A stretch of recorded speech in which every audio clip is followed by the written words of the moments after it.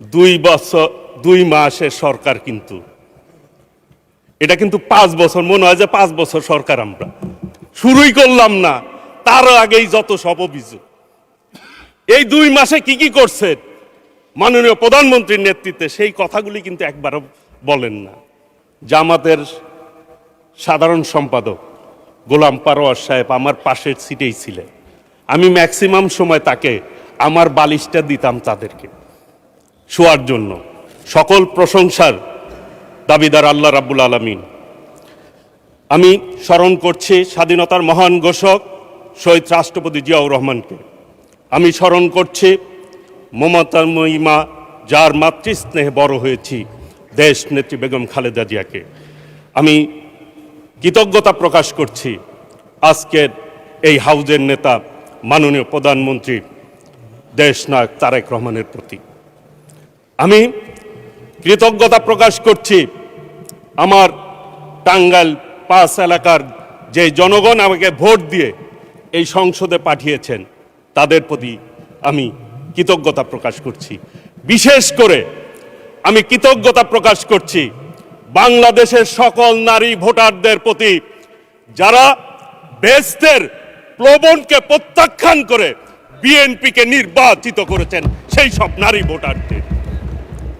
মাননীয় স্পিকার, নতুন সংসদ সদস্য তো, সেই জন্য একটা কথা বলতে চাই। আমি কি কাউকে মুনাফেক বলতে পারবো এই সংসদে? না, পারবেন না। আচ্ছা, আমি মুনাফেক বললাম না কাউকে। মাননীয় স্পিকার, জুলাই সনদ নিয়ে কথা হচ্ছে, এই সংসদে আইন পাশ হবে। আমরা আইনের পাশ করার জন্যই জনগণ আমাদেরকে পাঠিয়েছে। আইনের বিপক্ষে কথা বললে হবে? আইনের পক্ষে কথা বলতে আসুন, আইন নিয়ে কথা বলুন। ওনারা বেআইনে চলতে চায়, কোনো আপত্তি নেই। মাননীয় স্পিকার, জুলাই আন্দোলন নিয়ে কথা হয়েছে। আমি ওই সময় জেলখানায় ছিলাম। জামাতের সাধারণ সম্পাদক গোলাম পারোয়ার সাহেব আমার পাশের সিটেই ছিলেন। আমি ম্যাক্সিমাম সময় তাকে আমার বালিশটা দিতাম তাদেরকে শোয়ার জন্য। মাননীয় স্পিকার, আমি এরপরে যখন বের হই, এক টেলিভিশনে দেখলাম শিবিরের সভাপতি বলছে উনি নাকি ওই টাইমে বাজার করেছেন, আর ছাত্র দলের সভাপতি রাস্তায় আহত হয়েছে পুলিশ দ্বারা। তাহলে জুলাই আন্দোলন নিয়ে কার কি ভূমিকা? এই আওয়ামী লীগের মতো আচরণ।